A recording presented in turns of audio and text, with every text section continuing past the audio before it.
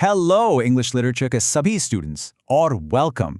आज हम लोग एक ऐसे टॉपिक को समझेंगे जो है तो बहुत बेसिक लेकिन उतना ही जरूरी है, द इंग्लिश एसे। हम ये जानेंगे कि आखिर ये ऐसे होता क्या है, इसकी शुरुआत कैसे हुई और इतने सालों में इसने क्या-क्या नए रूप लिए हैं। तो चलिए इस इंटरेस्टिंग सफर पर चलते हैं। तो सबसे पहले एक बहुत ही सीधा सा सवाल।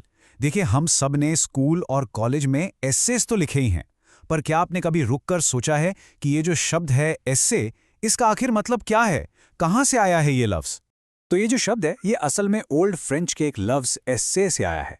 और एस्से का मतलब होता है एन अटेम्प्ट यानी एक कोशिश, अ ट्रायल यानी एक प्रयास, या फिर एन एक्सपेरिमेंट एक प्रयोग। इसका मतलब साफ है कि एक एस्से किसी टॉपिक पर आखिरी सच बताने का दावा बिल्कुल नहीं करता, बल्कि ये तो उस टॉपिक को समझने की एक कोशिश है, एक राइटर की अपनी सोच को परखने का एक जरिया है। और सच पूछो तो यही इसकी सबसे बड़ी खूबसूरती। अच्छा, अब ऐसे को और बेहतर तरीके से समझने के लिए चलिए उन 3 लेजेंड्स की बात करते हैं जिन्होंने इस फॉर्म को बनाया और पॉपुलर किया। देखते हैं कि उनका नजरिया क्या था। सबसे पहले आते हैं मिशेल दे मोंटेन, जिन्हें हम फादर ऑफ द एसे के नाम से जानते हैं। उनके लिए ऐसे लिखना अपने अंदर झांकने जैसा था, एक आईना था।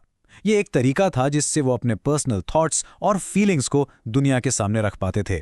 इसलिए उनके एसेज बहुत ही पर्सनल और सेल्फ एनालिटिकल होते थे।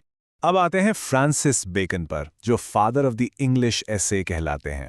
उनका नजरिया मोंटेन से काफी अलग था।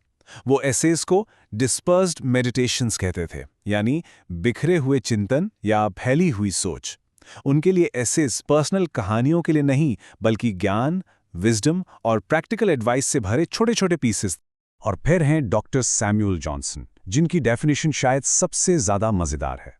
वो कहते हैं कि ऐसे दिमाग की एक ढीली ढाली उड़ान है, एक अनियमित, बिना ठीक से पचा हुआ टुकड़ा।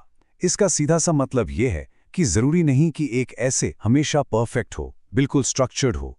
ये तो बस विचारों का एक बहता हुआ झरने जैसा भी हो सकता है। तो हमने देखा कि मास्टर्स की डेफिनेशंस अलग अलग हैं, लेकिन फिर भी हर अच्छे ऐसे में कुछ कॉमन बातें जरूर होती हैं। चलिए अब एक ऐसे के इसी कोर डीएनए को, यानी उसके जो मूल तत्व हैं, उन्हें समझते हैं। देखिए, किसी भी एस्से में 5 चीजें होनी ही चाहिए। पहला, ब्रेविटी, यानी ये छोटा होना चाहिए, कंसाइज।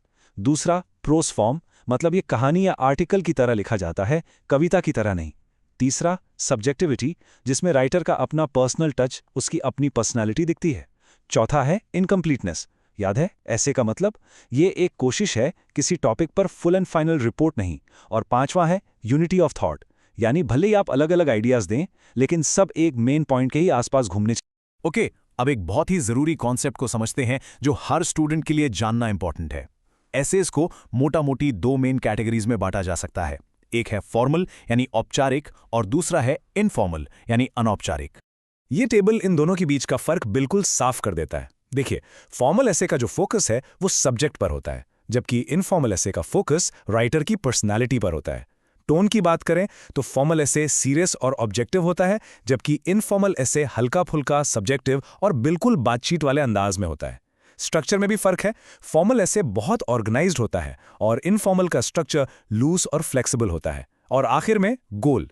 फॉर्मल एसे का मकसद है जानकारी देना या परसुएट करना, और इनफॉर्मल का एंटरटेन करना या अपनी बात शेयर करना। इसके बेस्ट एग्जांपल्स हैं फ्रांसिस बेकन फॉर्मल और चार्ल्स लैम्ब इनफॉर्मल। तो अब जब हम बेसिक समझ गए हैं, तो चलिए टाइम में एक छोटा सा सफर करते हैं। हम देखेंगे कि 16वीं सेंचुरी से लेकर आज तक ऐसे का ये फॉर्म कैसे इवॉल्व हुआ है। ये एक कहानी की तरह है, सुनिए। ये टाइमलाइन हमारे सफर का एक रोड मैप है। हम 16वीं सेंचुरी में मॉन्टेन और बेकन से शुरू करेंगे, फिर 18वीं सेंचुरी के पीरियोडिकल एसेइस्ट्स एडिसन और स्टील तक जाएंगे। इसके बाद रोमांटिक एज में चार्ल्स लैम्ब के पर्सनल एसेज को देखेंगे, फिर विक्टोरियन एज के क्रिटिकल एसेज, और आखिर में मॉडर्न एज के कमेंट्री एसेज पर बात करेंगे। चलिए अब फ्रांसिस बेकन के कंट्रीब्यूशन को थोड़ा और पास से देखते हैं। इंग्लिश एसे की कहानी उनके बिना अधूरी है, क्योंकि उन्होंने ही मॉन्टेन के इस फॉर्म को इंग्लैंड में लाकर एक नया फॉर्मल रूप दिया था। बेकन का स्टाइल एफोरिस्टिक था, यानी सूत्रात्मक। इसका मतलब है कि वो कम शब्दों में बहुत गहरी बात कहते थे, जैसे कहते हैं ना, गागर में सागर भरना, बिल्कुल वैसा। उनके एसेज ऑब्जेक्टिव यानी वस्तुनिष्ठ और इम्पर्सनल थे। उनमें पर्सनल फीलिंग्स के लिए कोई जगह नहीं थी। वो बहुत प्रैक्टिकल थे, और जैसा उन्होंने खुद कहा, उनके essays civil and moral councils का काम करते थे, यानी नागरिक और नैतिक सलाह देते थे। तो अब बेकन की सीरियस दुनिया से निकलकर रोमांटिक एज में चलते हैं और मिलते हैं चार्ल्स लैम्ब से, जिन्हें द प्रिंस ऑफ इंग्लिश एसेइस्ट्स कहा जाता है। वो पर्सनल या इनफॉर्मल एसे के सबसे बड़े उस्ताद माने जाते हैं। लैम्ब का स्टाइल बेकन से एकदम ऑपोजिट था। उनके एसेस को पर्सनल एसे का पीक माना जाता है। वो विम्जिकल यानी थोड़े सनकी और नॉस्टैल्जिक यानी पुरानी यादों से भरे होते थे। ज्यादातर एसेस ऑटोबायोग्राफिकल थे, उनकी अपनी जिंदगी से जुड़े हुए, और उनका टोन इतना कॉन्वर्सेशनल और इंटीमेट होता था कि पढ़ते वक्त लगता था जैसे लैम्ब सामने बैठकर आपसे ही बात कर रहे हों। उनके एसेज ऑफ एलिया इसका सबसे शानदार एग्जाम्पल है।